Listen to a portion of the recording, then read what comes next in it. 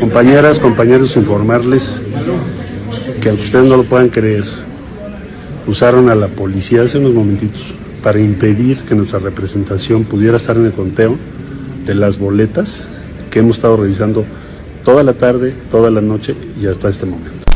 El análisis integral de estos datos nos permite concluir de manera inobjetable que la compañera Claudia Sheinbaum Pardo obtuvo el mejor posicionamiento para ser considerada como coordinadora de los comités para la defensa de la Cuarta Transformación.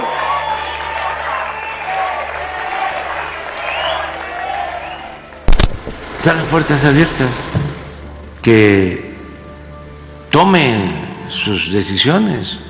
Yo tengo millones de hermanos y Marcelo es mi hermano. Ahora resulta que la respuesta es la policía. Cada día se parecen más al PRI de antes. Qué tristeza.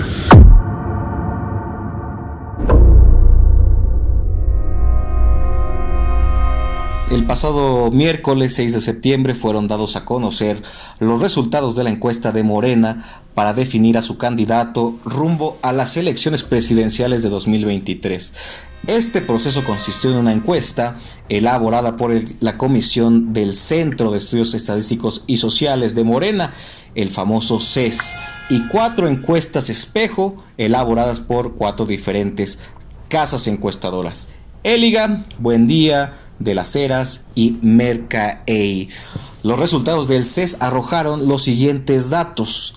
Claudia Sheinbaum obtuvo el 39.4% de las preferencias electorales, Marcelo Ebrard el 25.6%, Gerardo Fernández Noroña el 12.2%, Adán Augusto López Hernández el 10%, Ricardo Monreal el 6.5% y Manuel Velasco el 6.3%.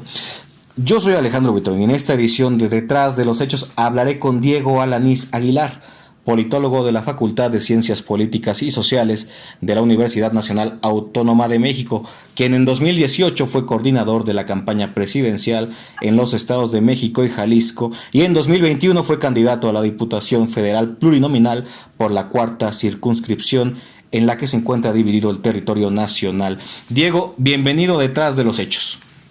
¿Qué tal?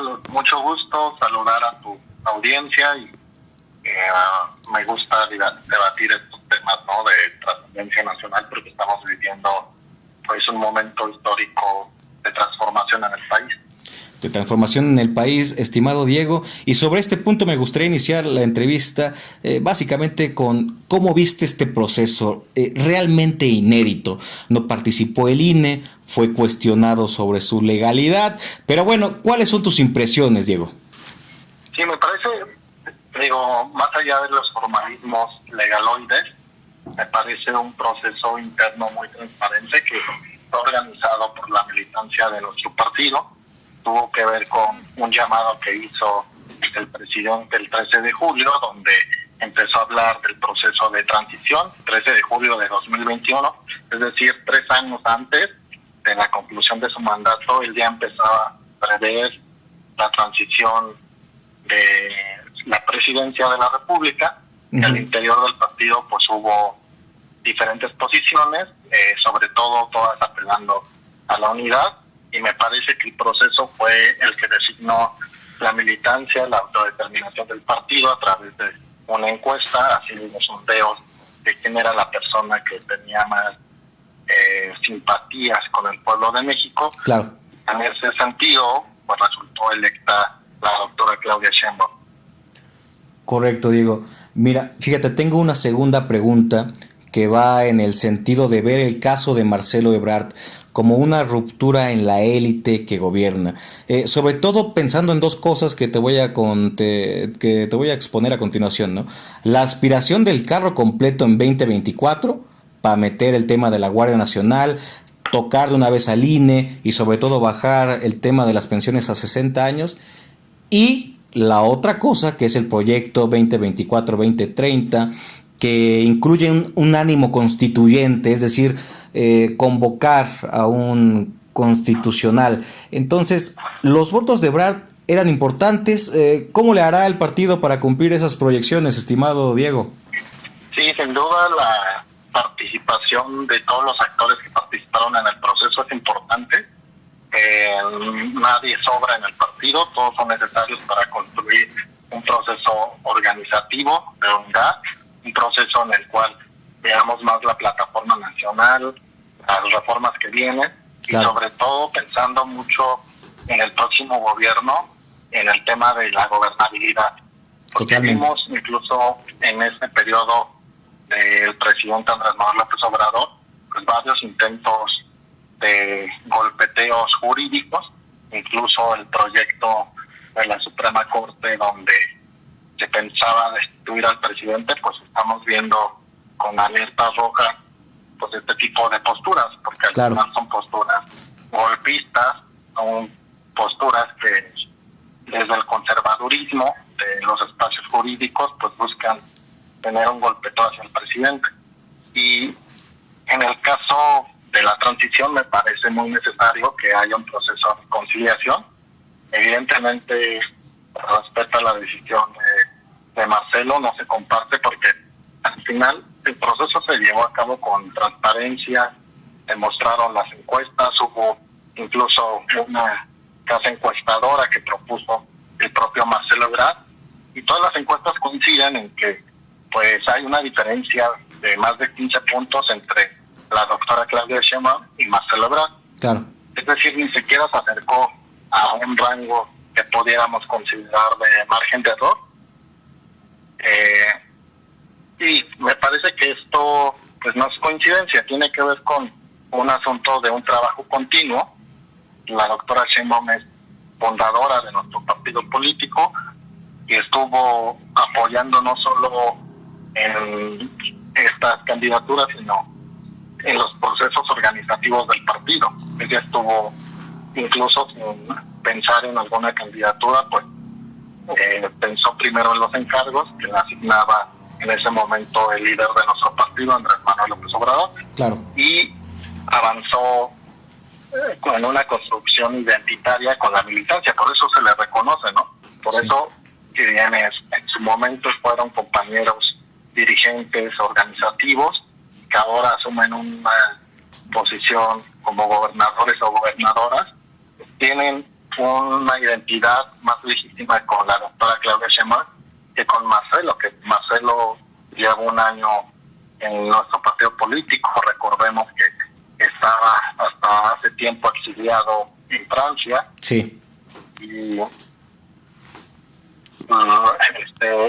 que incluye a nuestro movimiento a partir de una invitación de el presidente ya electo Andrés Manuel López Obrador, que posteriormente le invita a ser secretario de Relaciones Exteriores. Y creemos que es un buen funcionario, pero para poder encabezar un proyecto no solo hay que ser buenos funcionarios, sino tener una simpatía con el pueblo de México. Sí, totalmente, estimado Diego. Oye, hace unos momentos nos hablaste de la unidad, incluso de este acuerdo en el cual pues todos los aspirantes a la candidatura se suscribieron para mantener justamente pues este espacio, este piso parejo. Y me gustaría traer aquí a la mesa, Diego, el caso de Coahuila, porque esta falta de unidad fue la que le costó al Movimiento de Regeneración Nacional pues una gubernatura, un estado importante, que ahorita ya está pues como candidato electo un señor del PRI.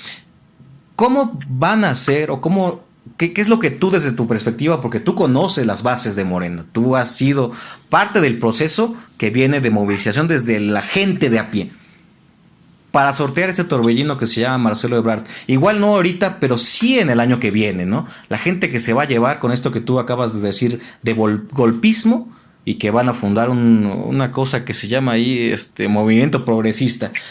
¿Cómo le va a hacer el partido? Mira, yo creo que hay que evitar lo que sucedió en Coahuila, que justamente hubo ciertas posiciones, incluso algunas de soberbia, de decir que solos íbamos a tener una buena posición e incluso ganar el Estado.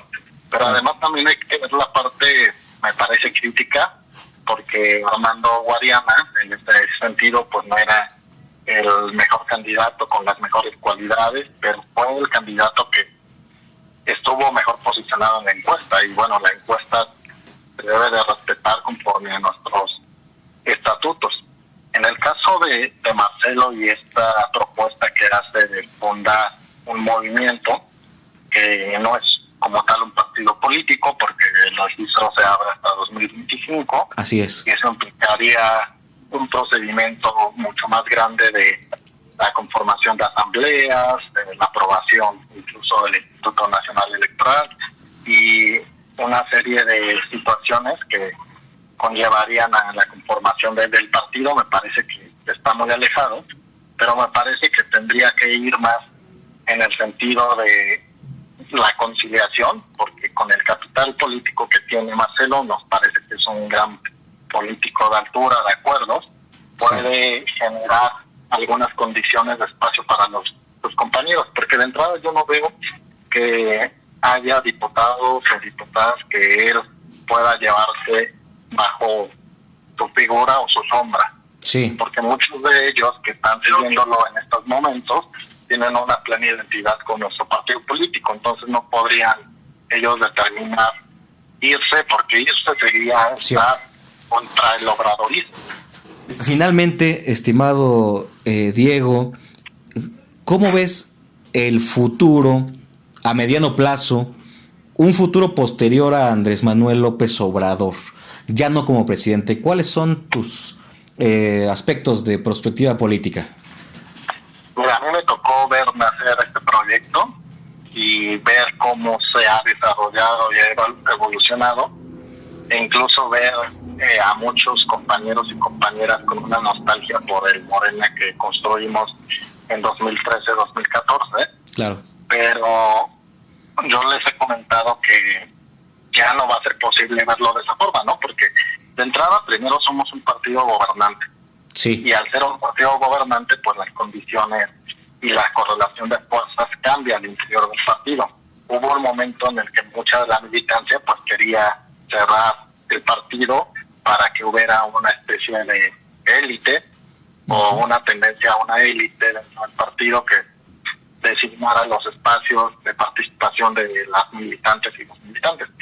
Y sin embargo, pues esto ya no debe ser así, o ya no es así. En realidad, más bien Morena se convirtió en un partido atrapatodo, un partido que tiene diferentes visiones, que tiene ideologías distintas, incluso hasta contradictorias, tiene libres pensadores, incluso conservadores dentro de nuestro partido, una visión de algunos más socialdemócratas. Es decir, tenemos un partido muy plural, pero a la vez muy abierto, porque así debe de serlo. Es un partido que intenta generar gobernabilidad y que en su momento dejamos solo al presidente y no nos movilizamos para poder presionar en algunas reformas sustanciales del gobierno del presidente que no pasaron, como la reforma energética. Diego, hemos llegado al final de la entrevista y no quiero despedirme sin antes agradecerte mucho la palabra en este espacio. Gracias, Diego. No, al contrario, muchas gracias por la invitación y bueno, esperemos que no sea la última vez. Hay que debatir mucho sobre lo que viene para el país y va a ser muy interesante lo que va a pasar en algunos días. Totalmente, hablar y construir, mi estimado Diego. ¿Podrías compartirnos tus redes sociales para que la gente pueda tener contacto contigo si así lo desea? Sí, en Twitter es @DiegoAlanis, _A, y en Instagram igual es @DiegoAlanis. @DiegoAlanis. De todos modos lo voy a poner aquí al pie de la descripción del podcast. Y pues, Diego, gracias, te mando un abrazote. Un abrazo, hasta luego, cuídate mucho. Esto fue Detrás de los Hechos con el politólogo Diego Alanís Aguilar.